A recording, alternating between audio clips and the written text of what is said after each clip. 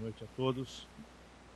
Dando prosseguimento ao programa Diálogo com a Corregedoria, um projeto da Corregedoria do Tribunal de Justiça, juntamente com a Pamages. Temos hoje o prazer de receber o Dr. Luciano Gonçalves Paes Leme, que vai proferir uma palestra, um diálogo com os senhores, sobre a serventia extrajudicial, escreventes e auxiliares em regime especial. Não precisamos mais nos alongar, já desde logo passo a palavra ao Dr. Luciano para que assim se manifeste.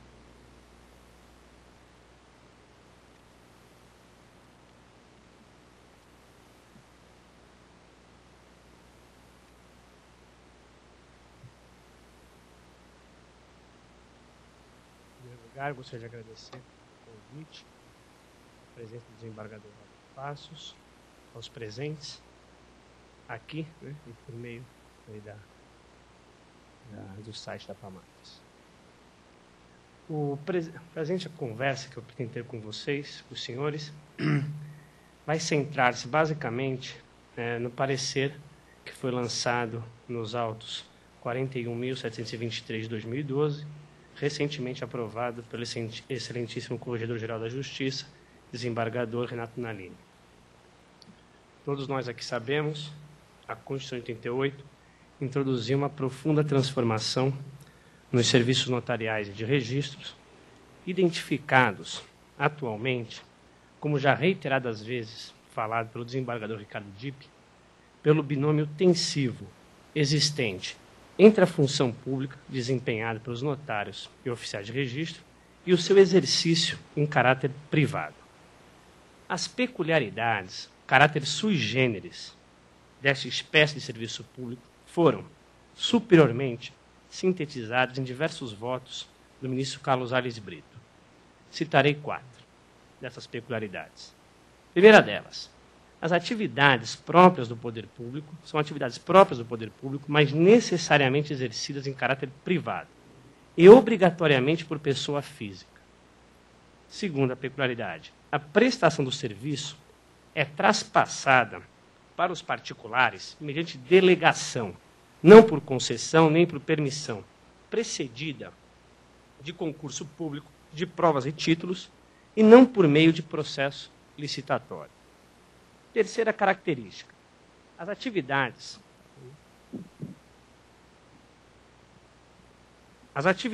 notariais de registro são fiscalizadas pelo Poder Judiciário e não pelo Poder Executivo. E a última delas, os serviços são remunerados por emolumentos disciplinados por lei e não por tarifa ou preço previstos em cláusulas contratuais. De todo modo, não se pode ignorar, porém, que tal modificação introduzida pela Constituição Federal, esta profunda transformação, colheu escreventes e auxiliares das serventias extrajudiciais contratados em regime diverso do seletista, hoje obrigatório pela Constituição Federal de 88.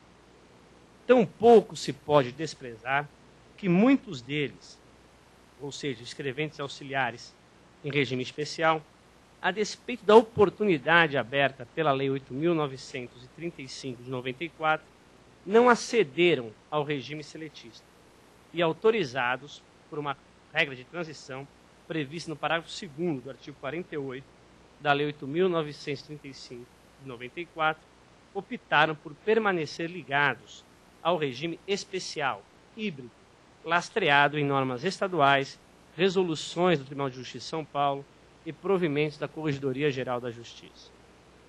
Por fim, muito menos cabe desconsiderar que eles, escreventes e auxiliares não optantes, quando do início da atividade notarial ou de registro, por notários e registradores aprovados em concurso público, foram, não pela maioria, é oportuno e conveniente assinalar, mas foram, por alguns, esquecidos, eufemisticamente afirmando.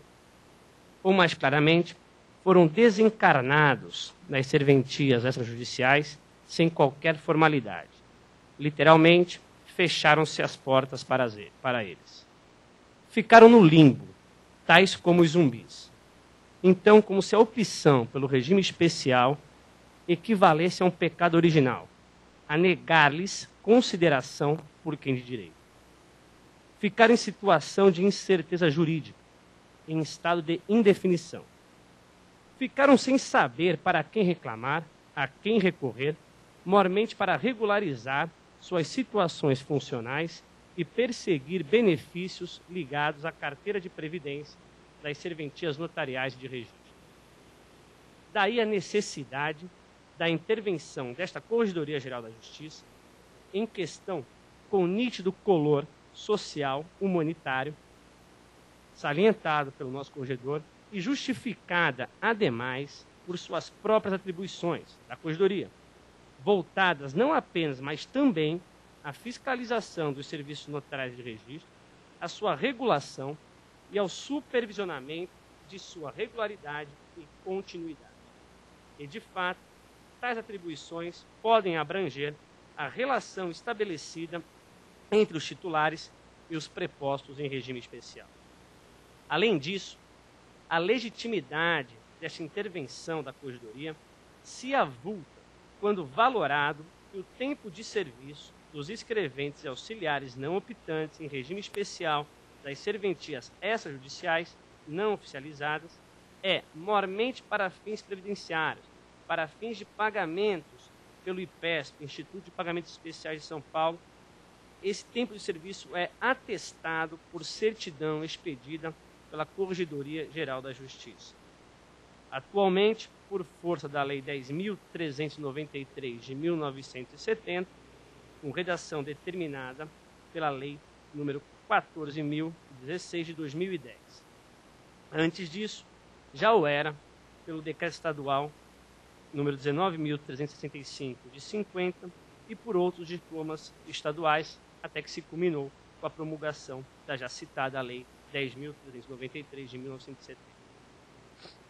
Ainda a respeito da legitimidade dessa intervenção da Corregedoria, cabe acentuar que os escreventes, os auxiliares não optantes, têm a faculdade, mesmo depois de dispensados, de permanecerem como participantes facultativos da carteira de previdência.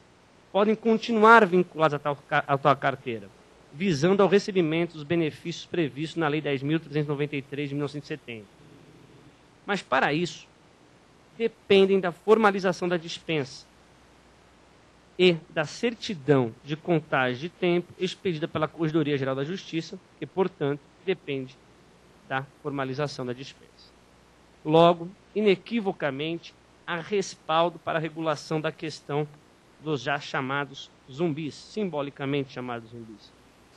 No entanto, antes de definir a quem cabe formalizar e comunicar a dispensa à Corregedoria Geral da Justiça, é premissa básica estabelecer se a dispensa pode ser imotivada, o que leva ao tratamento da estabilidade dos escreventes e auxiliares em regime especial. No mais, cabe frisar que não constituem obstáculos à aludida tarefa correcional a autonomia e independência gerencial dos titulares do Serviço Notarial de Registro, que não se ignora, alcança a gestão de pessoal. A função pública desempenhada, a necessidade de resguardar a regularidade e a continuidade do Serviço Notarial de Registro são razões suficientes a legitimar e justificar tal intervenção.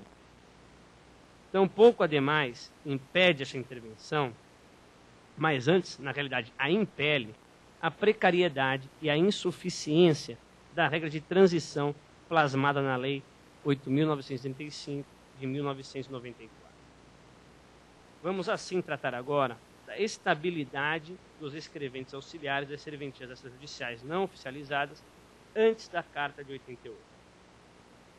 No período republicano da nossa história, a primeira lei a tratar sobre organização judiciária no Estado de São Paulo foi a Lei Estadual número 18 de 1891, que, com poucas alterações, manteve o Decreto 9.420 de 1855. De acordo com tal lei, os escreventes, e aqui incluídos os escreventes das serventias extrajudiciais, exerciam função pública, mas não titularizavam cargos, eram remunerados pelos titulares das serventias de justiça e podiam ser livre e imotivadamente dispensados, ou seja, não tinham estabilidade. Posteriormente, com o Decreto Estadual número 5.129 de 31, que insinuou pela primeira vez um plano de carreira, e falando inclusive em cargos, a situação não se alterou. Os escreventes continuaram remunerados pelos titulares das serventias e passíveis de livre e imotivada exoneração.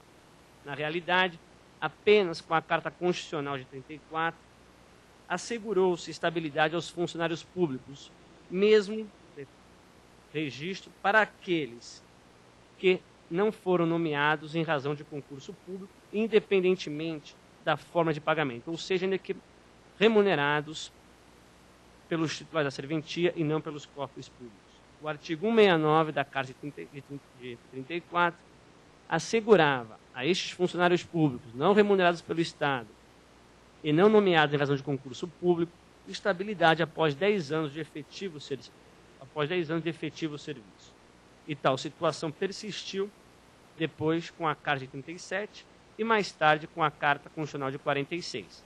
Tal carta, aliás, reduziu o prazo para esses funcionários públicos de 10 para 5 anos como pressuposto para o alcance da estabilidade. Sob a égide dessas 3 últimas cartas constitucionais, a Lei Estadual 819 de 50 introduziu, agora em termos expressos, a carreira dos servidores da Justiça, composta por serventuários, àquela época e até a Carta de 67 ainda vitalícios, e também pelos escreventes habilitados dos cartórios do Estado de São Paulo, não estipendiados pelos cofres públicos. Todavia, com a Carta Constitucional 67, que preservou, diga-se, a estabilidade daqueles que já a tinham conquistado até 15 de março de 67, pôs-se fim à estabilidade dos escreventes habilitados, pois não nomeados mediante concurso público, doravante exigido como pressuposto da estabilidade ao lado do efetivo exercício por 2 anos. Basta conferir os artigos 99 e 106 de tal Carta Constitucional. Indubitavelmente, a Carta 67, apesar da sua raiz autoritária, de seu colorido arbitrário, introduziu o verdadeiro preceito moralizante, isonômico, consagrador do princípio da acessibilidade dos cargos públicos aos nacionais. Por sua vez, hoje, também é possível dizer que a situação se manteve inalterada com a Emenda Constitucional número 1 de 69. A situação inaugurada pela Carta de 67 permaneceu alterada, mesmo depois desta emenda. Hoje, sim, é possível, penso, afirmar com tranquilidade. Contudo, é certo que a parte final do parágrafo 1º do artigo 97 da Carta Constitucional de 67, com a redação da emenda número 1, deu margem para interpretações em descompasso com o postulado democrático.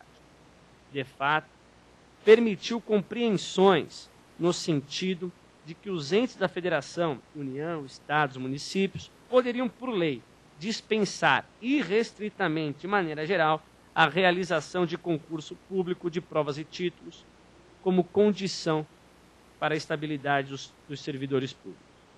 Tal interpretação acabou não vingando. Recentemente, o STF, ao julgar agravo regimental no recurso extraordinário número 199.649, relator ministro Joaquim Barbosa, confirmou o entendimento atual da Corte Constitucional, segundo a qual a regra geral que impõe o concurso público, poderia ser excepcionada por lei, seja federal, estadual, municipal, apenas para cargos cujas atribuições tornassem não recomendável a disputa, somente para cargos de natureza especial, nos quais nucleados atribuições singulares tecnicamente especializadas. E, certamente, os escreventes auxiliares, seja das serventias extrajudiciais, seja das judiciais, não desempenham atribuições singulares tecnicamente especializadas. Todavia, a compreensão atual do dispositivo contido no parágrafo 1º do artigo 97 da Constituição Federal de 67 nem sempre foi essa. Em artigo doutrinário, o ministro Gilmar Mendes, ao tratar do princípio do concurso público na jurisprudência do STF, acentuou os momentos em que a exceção constitucional foi interpretada com maior largueza pela Corte Constitucional, ou seja, admitindo que a União, os Estados e os municípios, sem as restrições atinentes à natureza do cargo, previssem o acesso ao cargo público independentemente de concurso público. Portanto, não se estranha que o Decreto-Lei Estadual número 159 de 1969, promulgado após a Emenda Constitucional número 1 de 69, tenha assegurado, no seu artigo 40, uma espécie de estabilidade aos escreventes e aos auxiliares de cartórios não oficializados. Tal artigo faz menção expressa ao Código Judiciário de 69, no seu parágrafo único, no parágrafo único do artigo 33, dispunha: os escreventes e auxiliares dos cartórios não oficializados que contem, no mínimo, 5 anos de exercício no mesmo cartório só poderão ser dispensados por motivo de sensível diminuição da renda serventia ou em razão de falta grave devidamente comprovada perante o juiz corregedor permanente do cartório. Seguramente, tal regra introduziu uma espécie de estabilidade aos escreventes e aos auxiliares de serventias extrajudiciais. Só poderiam ser delas desligados se provada sensível diminuição de renda ou, em caso de falta grave, precedida de processo administrativo onde é assegurado o contraditório e a ampla defesa. Tal regra, do parágrafo único do artigo 233, além de recepcionada pelo Decreto-Lei 159 de 69, foi repetida, foi acolhida pelas resoluções número 1 de 71 e número 2 de 76, ambas do Tribunal de Justiça de São Paulo, e também pelos provimentos da Corregedoria-Geral da Justiça, números 1 de 82 e 14 de 91.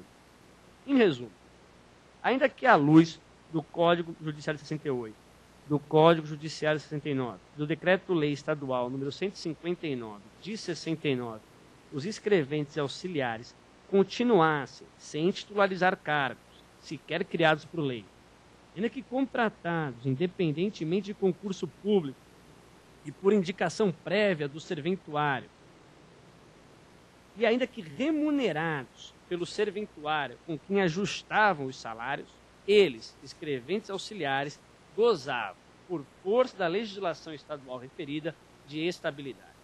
Aliás, os auxiliares sequer eram submetidos a alguma prova, ao contrário dos escreventes, que eram submetidos a uma prova de habilitação, de inscrição limitada. Os auxiliares, por sua vez, não eram submetidos a nenhum processo de habilitação, a nenhum processo de avaliação.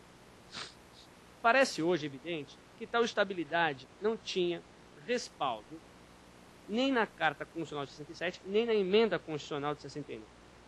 E não apenas em razão da visão atualmente consolidada a respeito da interpretação do parágrafo 1º do artigo 97 da Carta de 67 já referido, mas também porque a situação dos inscreventes auxiliares não se encaixa para dispensar o concurso público na hipótese do artigo 106 da Carta de 67, pois não exercem serviço de caráter temporário, nem são contratados, repita-se, para funções de natureza técnica especializada. E também porque nunca foram nomeados para cargo público específico e criado por lei. Contudo, é inegável.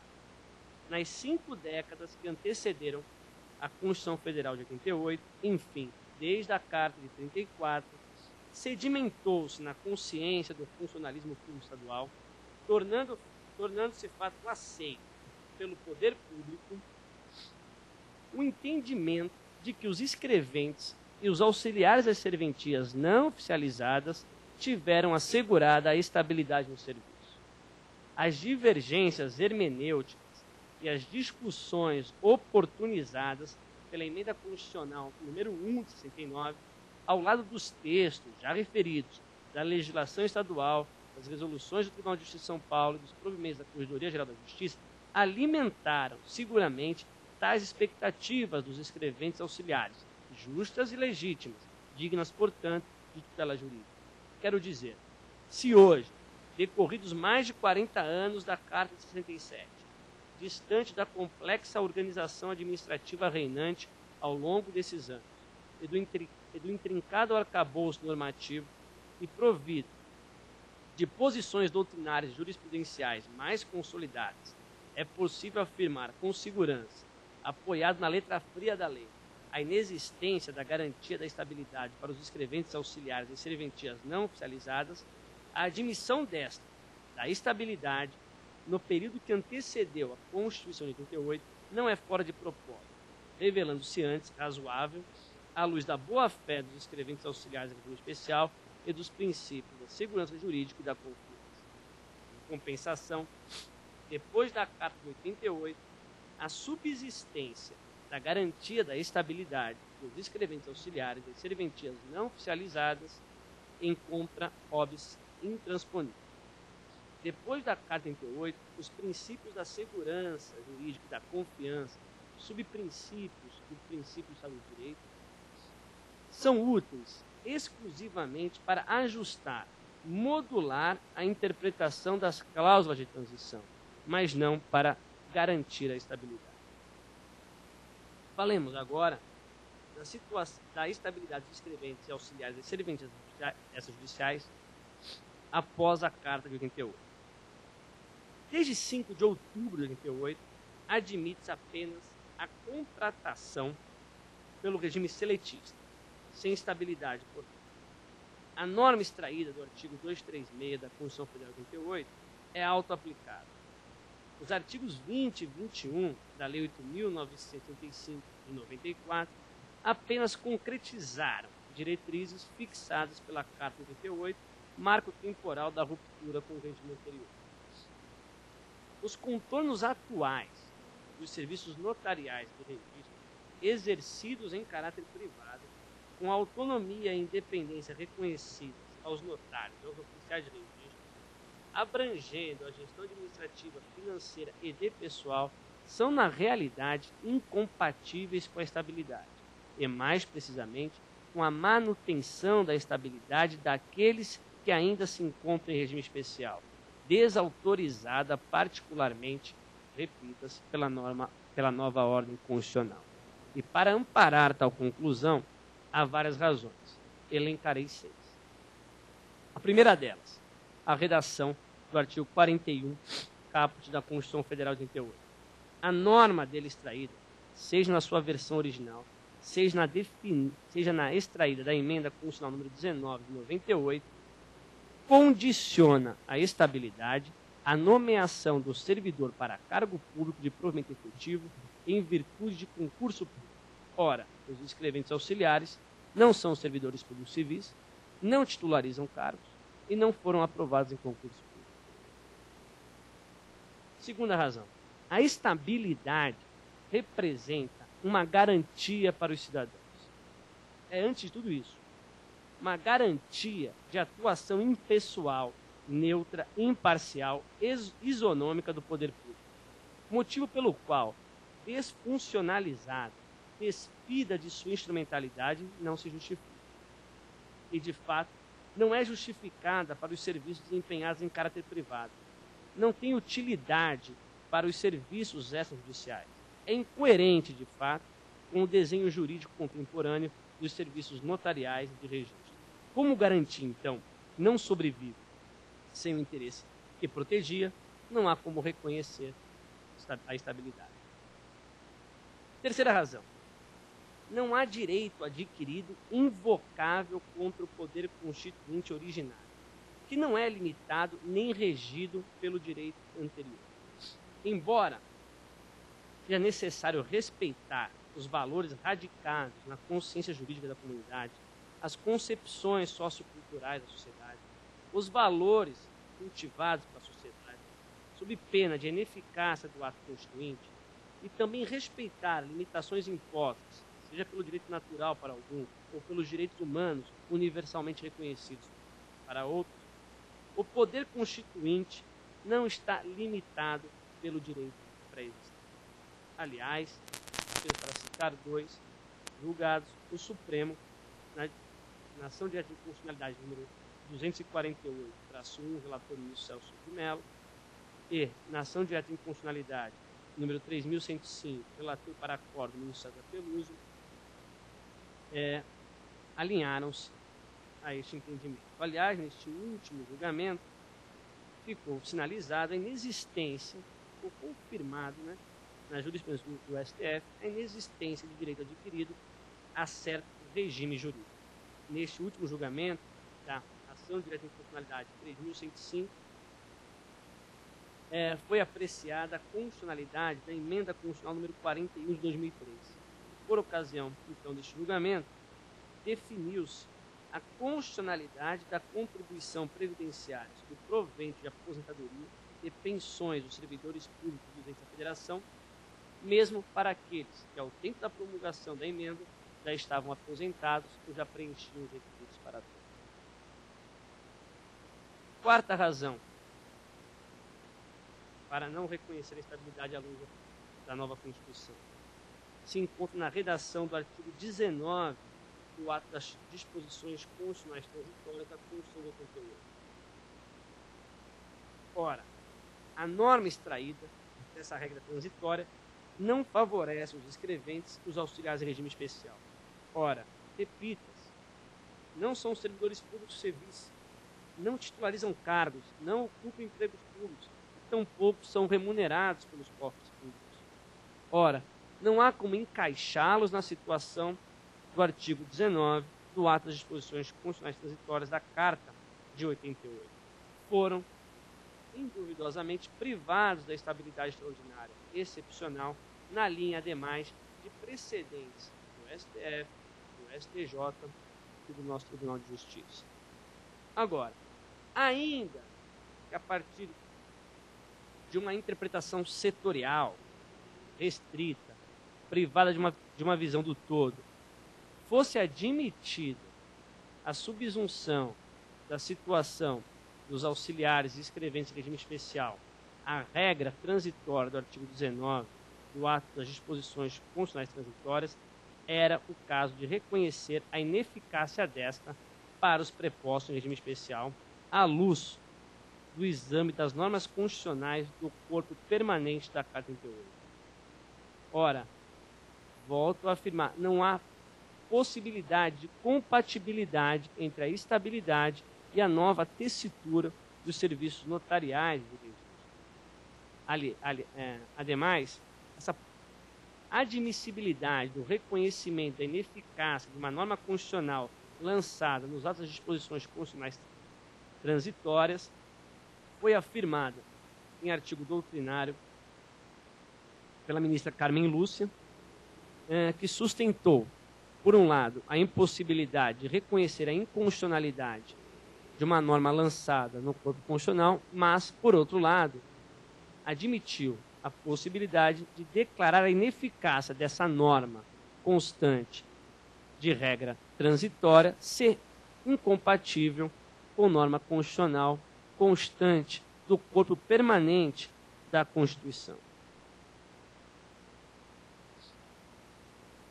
Como último argumento para afastar a estabilidade, mesmo daqueles que foram admitidos antes da Carta de 88 e optaram por permanecer vinculados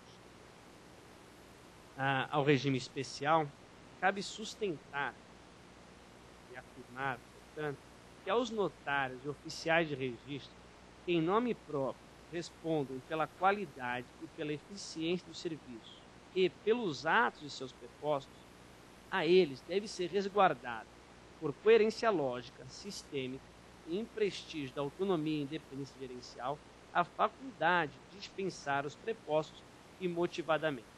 Não há sentido em reconhecer que respondem por ato de seus prepostos e, ao mesmo tempo, privá-los da dispensa, ainda que motivada, daqueles por quem não nutrem mais confiança ou com quem mantém qualquer tipo de incompatibilidade. E assim, a respeito do regime jurídico dos escreventes auxiliares em regime especial, conclui. No âmbito do Estado de São Paulo, os escreventes, os auxiliares de investidura estatutária ou em regime especial, que deixaram de optar pela transformação do seu regime jurídico, assim não acedendo à legislação trabalhista, são regidos nos termos do parágrafo 2º do artigo 48 da Lei 8.935 de 94, ou pela Lei 10.261/68, do Estatuto dos Funcionários Públicos do Estado de São Paulo, ou, penso eu, mais acerto, pelas normas editadas pelo Tribunal de Justiça de São Paulo, naquilo, no entanto, que não afrontaram o sistema introduzido pela Constituição de 88 e, portanto, sem estabilidade. Aqui em São Paulo, hoje, na minha compreensão, vigora o provimento da Corregedoria Geral de Justiça número 14 de 91, cuja força normativa não restou afetada nem pela Lei 8.935/94, aliás, é indiretamente por ela referida, tampouco teve a sua força normativa afetada pelo provimento da Corregedoria Geral da Justiça número 5 de 96, que não trata da situação dos não ocupantes. Ademais, o artigo 2º deste provimento, quando se refere à revogação de provimentos anteriores a respeito do assunto, não tem o condão de extirpar do ordenamento jurídico o provimento da Corregedoria Geral da Justiça número 14 de 91. Se fosse admitido solução diversa, estaríamos admitindo que um provimento, ainda que por via reflexa, estaria indo ao encontro de uma lei federal, esvaziando, por conseguinte, a regra de transição prevista no artigo 48 da Lei 8.965 de 93. Agora, oportunizada a dispensa imotivada daqueles em regime especial pelos notários oficiais de registro, livre, portanto, de processo administrativo, independentemente assim, de falta funcional ou de queda de rendimento da serventia, impõe, por outro lado, atribuir aos oficiais de registro e aos notários a obrigação de formalização e comunicação da dispensa dos zumbis à Corregedoria Geral da Justiça. Caso, mesmo antes do início da atividade notarial de registro, ou seja, entre a investidura e tal início da atividade notarial de registro, dispense ou adota um comportamento concludente nesse sentido, sinalizando a dispensa daqueles em regime especial, não os aceitando, os notários registradores têm a obrigação de formalizarem a dispensa, comunicando-a à Corregedoria Geral da Justiça. Sem ela, aliás, não será possível a expedição da certidão antes-aludida de contagem do tempo, sem a qual, ademais, não é franqueado aos escreventes auxiliares de regime especial o acesso aos benefícios da carteira de previdência e das serventias notariais de registro. Justifico esse entendimento. Ora, quando da escolha, quando da investidura dos serviços notariais de registro pelos oficiais notários, os oficiais de registro pelos notários, tais escreventes auxiliares em regime especial continuavam vinculados à serventia extrajudicial, executando os serviços que lhes competiam. Por outro lado, os interinos que antecederam os notários e oficiais de registro aprovados em concurso não dispunham de plena autonomia e independência gerencial. Atuavam em confiança do poder público e, além disso, sem razão relevante de ordem funcional ou econômica, não podiam dispensar os prepostos em regime especial a bem da regularidade e continuidade dos serviços. Por sua vez, a dispensa também não cabe ao Estado. Ora, tais escreventes auxiliares não desempenham atividade estatal, não integram o corpo, o aparelho estatal, a sua organização administrativa e sequer mantêm laço de trabalho profissional com o Estado. Estão presos, na verdade, à serventia extrajudicial, às unidades extrajudiciais, aos cartórios. A propósito, as unidades extrajudiciais, os cartórios, as serventias extrajudiciais não foram eliminadas pela Constituição Federal de 88. Não foram eliminadas pela nova estrutura dos serviços notariais de registro. Malgrado desprovidas de personalidade jurídica e sem equiparação com os órgãos públicos, prosseguem elas, cartórios, unidades, tabelionatos, serventias judiciais, nucleando, concentrando os serviços notariais de registro. são referidas, aliás, com diferentes nomes já citados, tanto pela Constituição Federal de 88, como pela Lei 8.935 de 94, como pela Lei de Protesto, e inclusive pelo Código Civil, que em diversas passagens se refere a cartórios de imóveis, a cartórios de títulos. De mais a mais, e aqui penso um pouco mais significativo, o Supremo Tribunal Federal, ao julgar a ação direta de inconstitucionalidade 2.415, recentemente, ano passado, em 2011, o relator ministro Aires Brito referiu-se expressamente às serventias extrajudiciais, às unidades de serviço notarial e de registro, ao decidir que apenas por lei formal, lei em sentido estrito, elas poderiam ser criadas, modificadas ou extintas. Em síntese, as circunstâncias dos escreventes e dos auxiliares não sujeitos ao regime seletista estarem e permanecerem após a carta de 88 vinculados ao cartório, à serventia extrajudicial ou aos serviços notariais de registro, como queiram, não sofreu abalo algum diante da nova ordem jurídica fundante. A ligação com as unidades extrajudiciais subsiste para eles, inclusive à vista da regra de transição do artigo 48 da Lei 8.935 de 94, estatuída e agora interpretada, penso eu, em harmonia com os princípios da segurança jurídica e da confiança, ambos radicados no corpo constitucional. E vale lembrar o que já foi dito: se ambos os princípios não se prestam a resguardar a estabilidade dos escreventes auxiliares em regime especial, por outro lado, são relevantes, importantes para modular, ajustar a interpretação da retransição. Já foi dito, foi redigido em termos precários a exigir a atuação mais intensa do intérprete. Por isso, remodelados os serviços notariais de registro, os notários e oficiais de registro que, investidos em tais serviços, desconsideraram, ignoraram ou dispensaram informalmente os escreventes e os auxiliares estatutários de regime especial, então atrelados à serventia que concentra os serviços titularizados, têm a obrigação, insisto, de formalizar o desligamento e, ato contínuo, comunicar à Corregedoria Geral da Justiça. Assim como os novos, que, doravante, ingressarem na atividade notarial de registro, terão igualmente, caso não queiram aceitar os escreventes e auxiliares do regime especial, terão a obrigação de formalizar tal dispensa. Com essas últimas palavras, encerro essa parte da conversa, agradecendo novamente a presença de todos.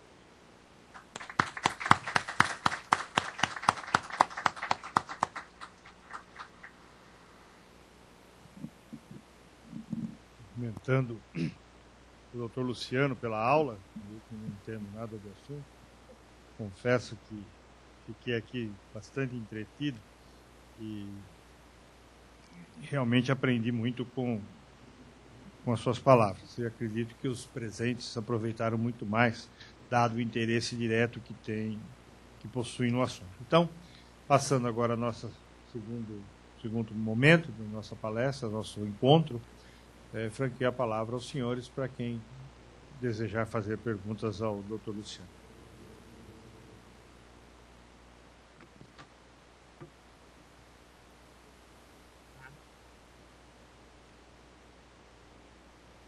Pois não?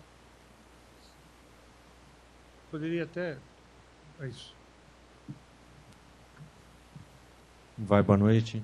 Excelência, gostaria de saber se o senhor entende necessária a dispensa, mesmo após uma eventual aposentadoria voluntária desse funcionário em regime especial. Fato que ocorreu no meu caso, em que esses funcionários acabaram se aposentando sem que tivesse havido essa formalização. E agora me parece talvez incompatível, em razão da aposentadoria, formalizar uma dispensa que talvez já se tenha esvaziado pela ocorrência da aposentadoria. Essa aposentadoria foi por qual regime?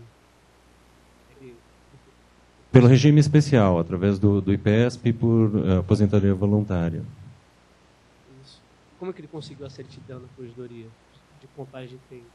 Eu não sei exatamente como eles agiram, mas no meu caso, os 5 funcionários se aposentaram depois que eu entrei em exercício e todos já estão aposentados porque já contavam com o tempo. Eu imagino que eles já tinham a certidão pronta, talvez por isso não tivessem problema em conseguir essa aposentadoria.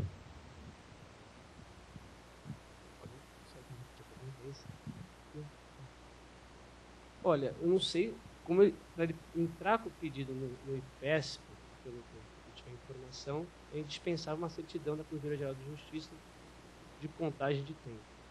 Sem a dispensa, sem a formalização da dispensa, não há como expedir a certidão. Não se sabe quando se encerrou, até quando ele efetivamente desempenhou suas funções na serventia judicial.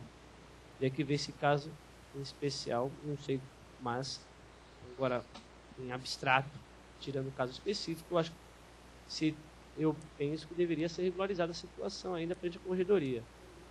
Se ele, quando o senhor ingressou, deu início à atividade notária de registro, não aceitou como escrevente, como colaborador dos serviços judiciais, a situação deles ficou indefinida. Quem os dispensou, quando que encerrou a atividade deles, o desempenho das atividades dele. Então, acredito que caberia sim ao senhor ainda, inclusive à luz do parecer aprovado pelo Corregedor-Geral da Justiça, formalizar essa dispensa, até para que nós tenhamos a data em que se encerrou o tempo de efetivo serviço dele perante a serventia judicial, que agora o senhor titulariza. Obrigado, Excelência. Então, temos uma pergunta que nos foi encaminhada pelo senhor Cláudio Marçal Freire, tabelião de protesto. Então, eu vou passar. Como a questão é um pouco longa, então, mais fácil que já seja lida pelo palestrante.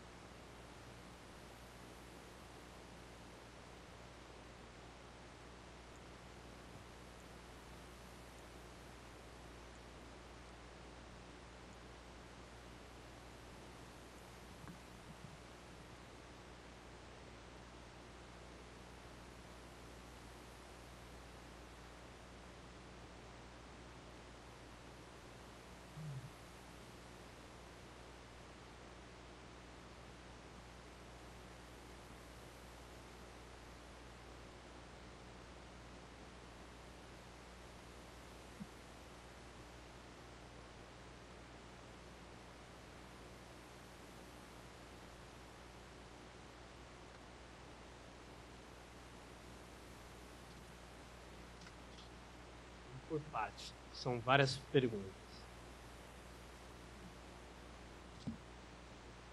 O tabelião Cláudio Marçal, em primeiro lugar, sustenta que os escreventes auxiliares das serventias extrajudicial e regime especial sempre foram exercentes de cargo público e, como tal, continuam a ser compulsoriamente aposentados.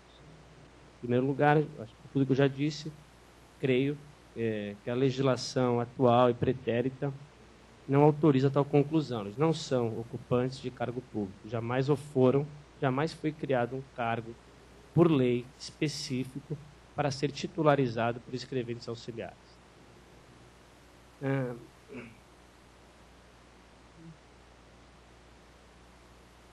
Continua, o ingresso nas serventias antes da Lei 8.935 de 94 era por imposição legal feita pelo regime especial.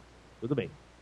Por esse regime, continua, gozavam de estabilidade, licença-prêmio, e a eles era aplicado subsidiariamente o Estatuto dos Funcionários Públicos. Com relação à estabilidade, já tratei ao longo da nossa conversa, creio que apenas o princípio da confiança, o princípio da segurança jurídica autoriza tal conclusão a respeito da estabilidade após a Carta de 67. Com relação à licença-prêmio e à aplicação subsidiária dos funcionários públicos, estou de acordo. Prossegue ainda afirmando que para iniciar suas atividades depois do contrato de trabalho ou habilitação, então, o escrevente, a habilitação era homologada pela Corregedoria Geral da Justiça. O fato de ser homologada pela Corregedoria, na verdade era referendada pela Corregedoria, não autoriza a conclusão de que eles eram ocupantes de cargo público e muito menos do que gozavam de estabilidade.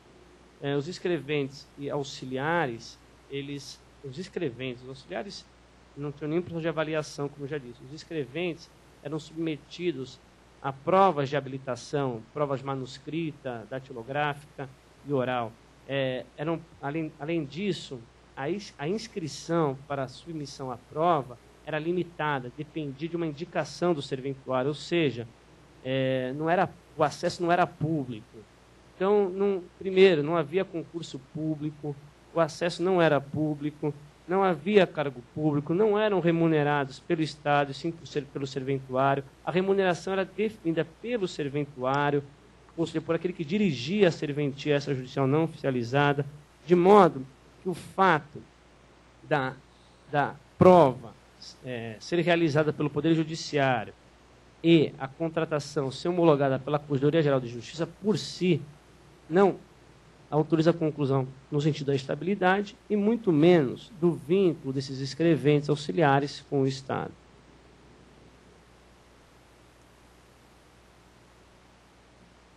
Então, concluo aqui também que o fato deles, pelo Código Judiciário, pelo Decreto-Lei 159 já citado, pelas resoluções, por meio da Corregedoria, o fato desses escreventes auxiliares estarem sujeitos ao poder censório disciplinar do Poder Judiciário até a Carta 38, também, por si só, não importa a estabilidade dos escreventes.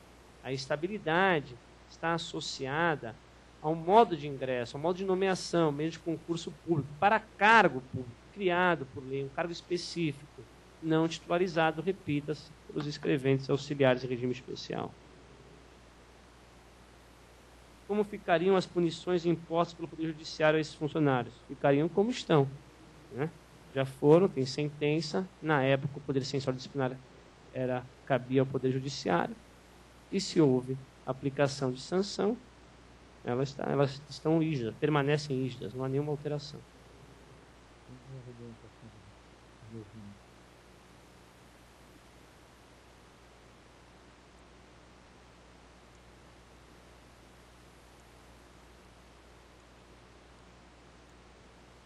Não é uma afirmação. O tabelião Cláudio Marçal afirma que o STF já decidiu que o vínculo previdenciário nada tem a ver com o vínculo empregatício, logo o aposentado continua com direito ao vínculo empregatício. Em relação ao tema que eu tratei aqui, penso eu que não tem relação. Uma pergunta agora da plateia? Aquela senhora, depois... Boa noite. Eu não quero fazer nenhuma pergunta. Eu só quero complementar a resposta na pergunta da aposentadoria, né, dos funcionários dele que foram aposentados. Pode acontecer assim, pode ter acontecido isso. Eles já terem os 35 anos de contribuição com o IPESP, não há necessidade da certidão da corregedoria nesses casos. Quando é só contribuinte do IPESP, 35 anos consecutivos de contribuição. Ou eles já tinham a certidão emitida pela corregedoria, porque muitos pedem e não aposentam automaticamente depois do pedido. Guardam, já tinham aquele tempo, então conseguem se aposentar, porque eles têm 6 meses, é um prazo de 6 meses que a carteira dá, para aqueles que saem, né? E para continuarem como facultativo, para optarem por ser facultativo ou não. Então, podia estar dentro desse período, por isso eles conseguiram se aposentar. Tá? Essa situação. Nome, desculpa?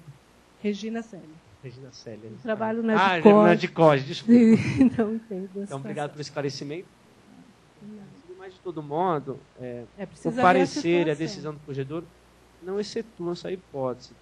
Para fins de regularização da situação do funcionário perante a corregedoria, exato, a dispensa continua sendo necessária, inclusive se amanhã depois ele acredito quiser uma certidão. Sim, não, se ele quiser uma certidão de contagem de tempo, dependerá dessa formalização dessa dispensa. Exatamente, não é só também pela contagem de tempo, por toda a situação da corregedoria, todo o encerramento que nós temos que dar ali para aquela situação, fica muito difícil. Eles saem assim sem nada e nem pode correr atrás dos direitos deles. É uma situação bem complicada. Obrigado, Regina Célia, pelo esclarecimento.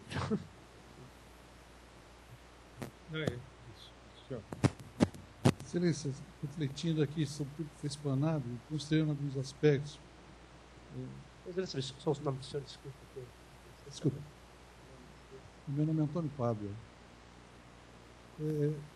A natureza por si só usa do tempo para fazer as devidas adequações. Né? E considerando a respeitável referência a tratar-se de uma adequação baseada no aspecto social e humanitário, será que essa adequação não veio acelerar aquilo que o tempo por si só iria alcançar, que é a extinção de toda uma classe prestes a se aposentar, cujo lapso de tempo que poderia estender a dar oportunidade que alcançasse esse objetivo, que é ter o seu direito, que é o da aposentadoria? Será que essa adequação não apenas acelerou esse processo de extinção de toda a classe?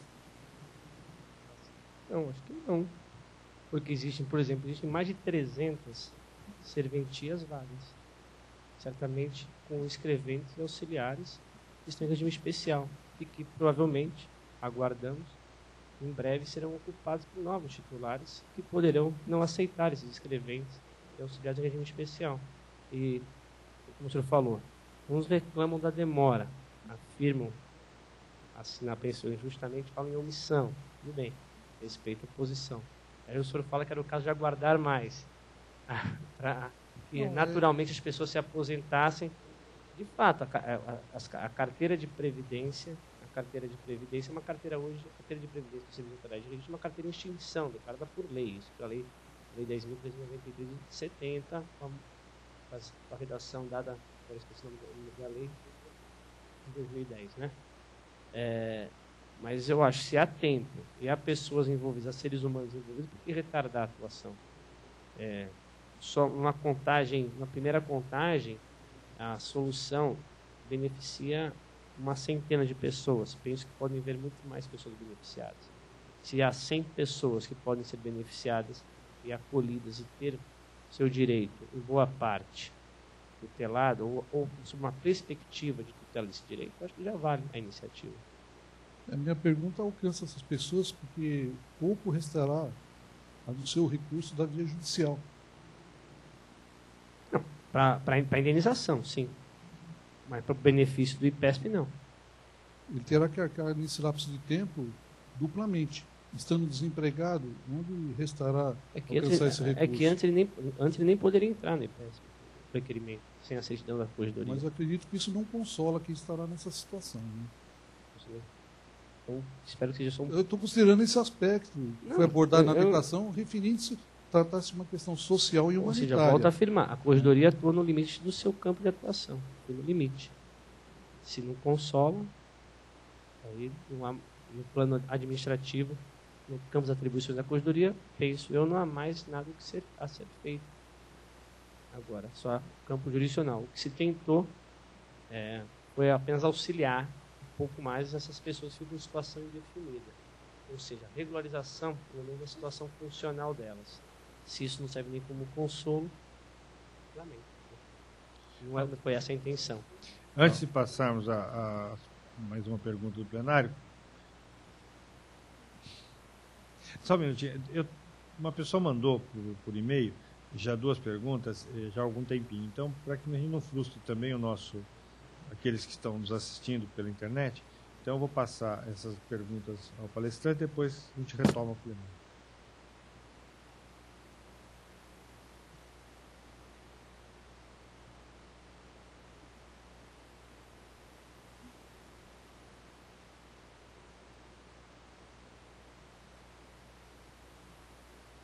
São 2 perguntas do mesmo advogado Dr. Eric Berg Leopoldo. Pergunta: no caso dos novos delegatários que não assumiram os empregados em regime especial, eles devem formalizar ou rescindir os contratos? O termo foi formalizar a dispensa, até porque, repito, no parecer ficou assinalado, não cabe à Corregedoria Geral da Justiça imiscuir-se na natureza da relação entre os tabeliões oficiais de registro e os escreventes auxiliares de regime especial.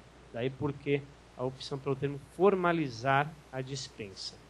Se eu utilizasse o termo resolver o contrato, ou como aqui dito, rescindir os contratos, já estaríamos avançando na natureza da relação existente ou inexistente, aí não sei, entre os tabeliões oficiais de registro e os escreventes auxiliares de regime especial. Prossegue. Uma nova pergunta. Em caso de rescisão, quem é o responsável pelo pagamento das verbas rescisórias? Volto, já foi dito, não cabe à corregedoria tratar desse tema da responsabilidade pelo pagamento da indenização. Eu posso ter uma opinião pessoal, que também me convém adiantar, e não é o caso também, porque eu estou aqui como representante, como juiz assessor da Corregedoria Geral da Justiça, também nem cabe me adiantar uma posição jurídica que um dia pode ser submetida a mim. Uma segunda pergunta, quando o Dr. Luciano eu afirmo que é obrigado a formalização do funcionário não assumido, o que isso quer dizer?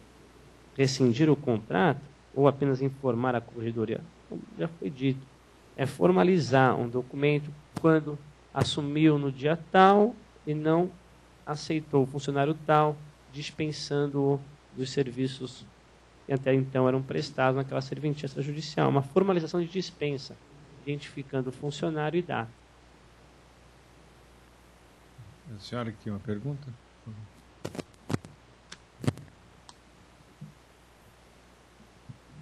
Boa noite. Boa noite. Minha pergunta, eu vou explicar o meu caso, vou falar, depois o senhor me esclarece. Consulta é mais caro, né? Em 85, eu fui admitida numa serventia. Em 94, né, na Lei 8.935/94, eu optei pelo regime seletista, certo? Então, foi uma transição assim, toma lá da cá. Eu não assinei nada, sabe? Passei pelo seletista, não recebi nenhum documento, pelo o tabelião na época. Você não formalizou a opção. É. Assinou alguma coisa, né? Tinha que formalizar uma opção. O silêncio ficava no regime antigo. E a opção era sempre uma positiva. Eu não tenho nenhum documento. Não foi passado para mim nenhum documento na época. Então, agora eu já tenho, né? Eu fiz já os meus anos já para aposentar. Eu dei entrada, meu tabelião encaminhou os documentos para o IPESP, tudo. Eu já recebi uma certidão do IPESP.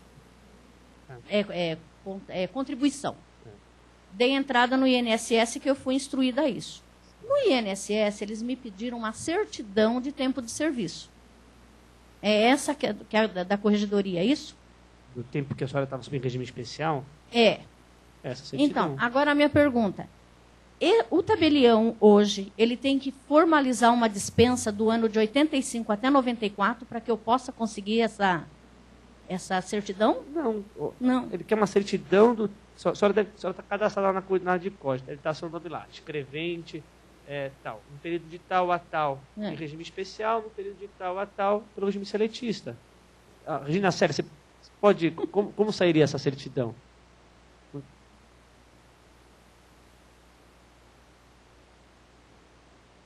Isso.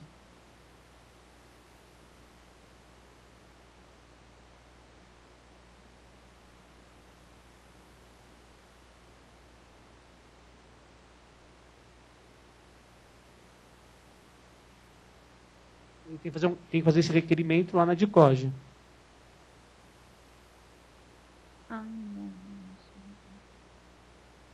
Porque o INSS me deu uns formulários. Não, mas para certidão... Não dá para dar o microfone, certo? Falando, explicar melhor.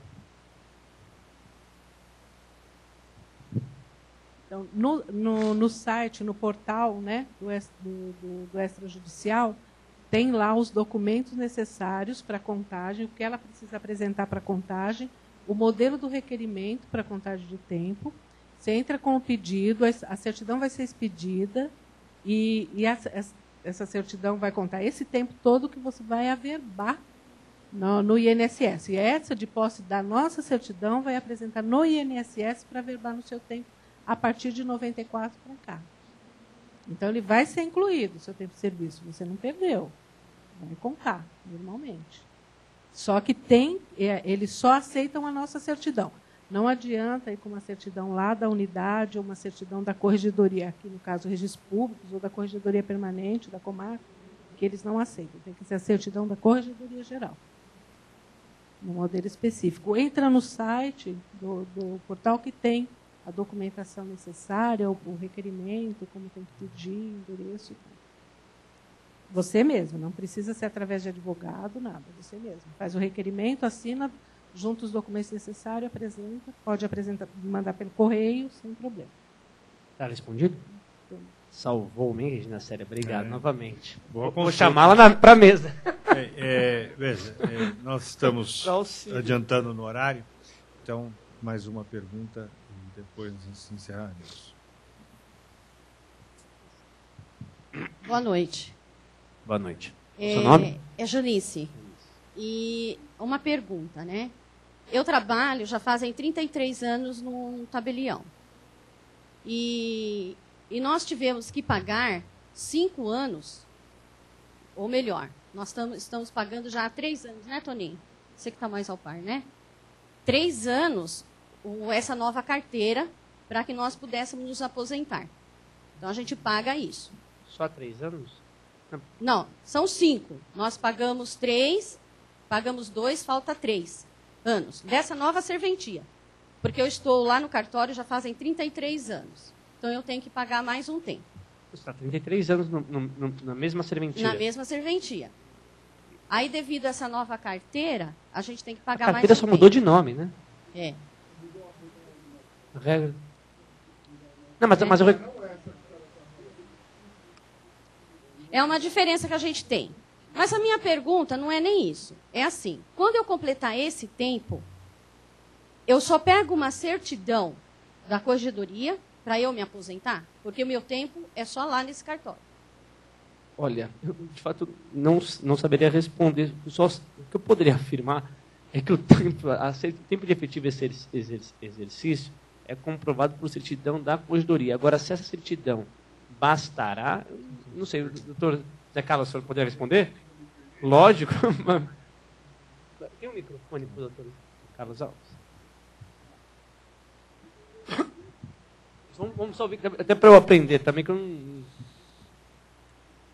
Hoje, o servidor dos cartórios extrajudiciais, pela nova Lei 14.016,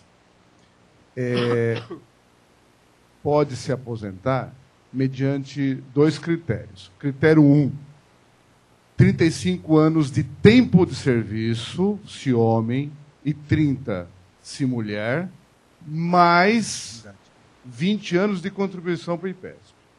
Nesse critério, há a necessidade, sim, da certidão de contagem de tempo expedida pela Corregedoria Geral. Critério 2. Esse critério 2 não precisa da certidão de contagem de tempo da Corregedoria Geral. Basta a certidão de tempo de contribuição do IPESP. Aí sim entra isso daí. Precisa ter 35 anos de tempo de contribuição, independentemente do tempo de serviço. E aí sim, nessa hipótese 2, não precisa requerer nenhuma certidão na Corregedoria Geral. Apenas a certidão de contagem de tempo do IPESP. Pelo que a senhora falou, a senhora tem 33 anos de contribuição e precisa contribuir mais 2. Então, a senhora está entrando pelo critério 2. Mas, dependendo da situação particular que envolve o caso pessoal da senhora, talvez a senhora consiga se aposentar pelo critério 1, que é 30 anos de tempo de serviço, mais 20 de contribuição. Então, acho que a senhora atende a esse requisito do critério 1. O que a senhora está falando é o critério 2, que é 35 anos, independente se é homem ou mulher, de contribuição, não tempo de serviço. Ok?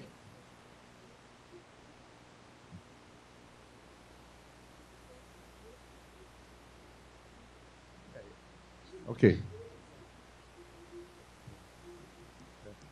Que fica bem claro que a posição da Corregedoria não envolve essa questão relação empregatícia, né?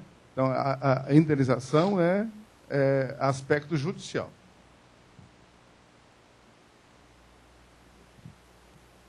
Bom, chegaram mais 2 perguntas e nós temos, além dos presentes no auditório, mais 220 pessoas online. Então, o que mostra aí o sucesso da empreitada e também a atualidade, né, do tema que foi trazido pelo Dr. Luciano. Foram apresentadas mais duas perguntas, não sei se o Dr. Luciano vai responder.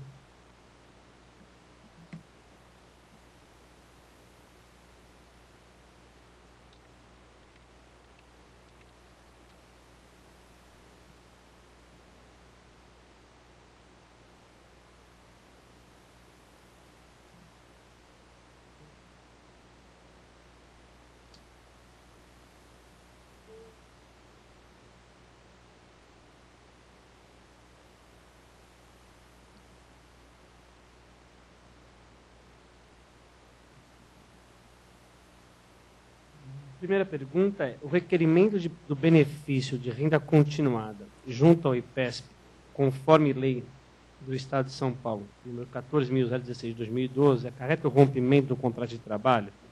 Não. Mas, sinceramente, desborda um pouco aquilo que eu tratei hoje aqui, mas eu penso que não, sabe?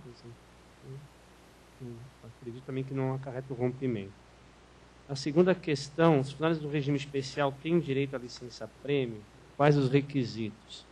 Olha, no provimento 14 de 91, lá estão estampados os requisitos para obtenção de licença-prêmio, licença por assiduidade. São 3 itens, eu vou só citar os itens para depois de futura consulta dos interessados. São os itens 48, 49 e 50 do provimento 14 de 1991. Trata da licença-prêmio por assiduidade. Certo. Eu gostaria, em vista do horário, agradecer a presença dos senhores, agradecer, sobretudo, a participação, as perguntas que muito contribuíram para elucidar esse tema tão tormentoso, principalmente para aqueles que estão envolvidos nesta nova situação. Também cumprimentar, em nome da APAMAGES, os nossos espectadores, não sei, não é telespectadores, mas nossos net espectadores que estão online pelo site da APAMAGES, e, sobretudo, agradecer ao Dr. Luciano Gonçalves Paes Leme, juiz assessor da Corregedoria Geral da Justiça do Estado de São Paulo, que tratou do tema proposto, serventia extrajudicial, escreventes e auxiliares de regime especial. As dúvidas que eventualmente tenham permanecido, que sirvam aí como um estímulo à reflexão do tema.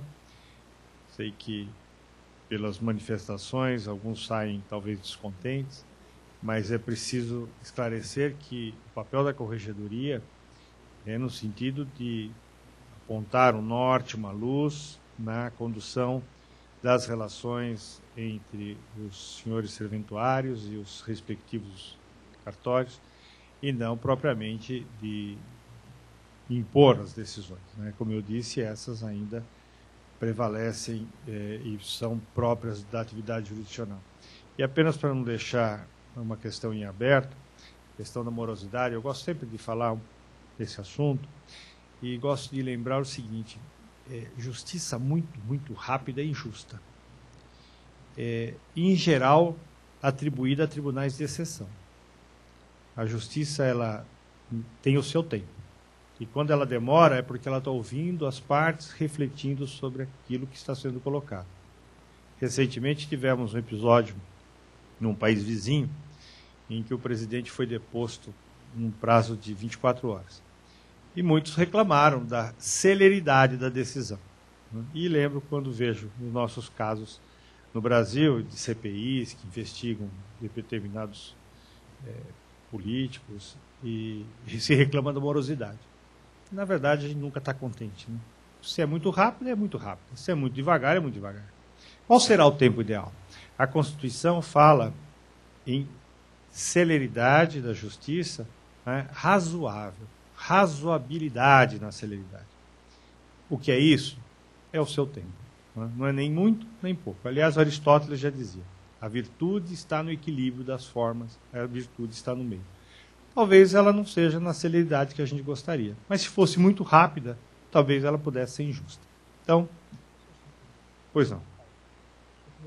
Evito o meu nervosismo, cometi uma falta e não fiz alguns agradecimentos especiais. Em primeiro lugar, ao coordenador da equipe do Judicial, Dr. Gustavo, ao doutor Ricardo Scaff, também daqui da Corregedoria, a doutora Maria de Fátima, também da Corregedoria, a doutora Maria Fernanda, e aos meus colegas, o doutor Carlos Henrique André Lisboa e ao doutor Suaray, que eu tenho a grata satisfação de tê-los aqui me prestigiando, assim como todos vocês e os funcionários da DICOGE, serventuários, tabeliães, oficiais de registro e escreventes auxiliares. Foi uma falta que cometi no início da minha exposição, que volto a afirmar devido ao meu nervosismo e à falta de costume de falar em público. Então, muito obrigado e boa noite. Então, pode se acostumando pelo sucesso que foi a sua palestra, será requisitado outras vezes. Muito obrigado pela presença de todos, está encerrada a nossa sessão de hoje.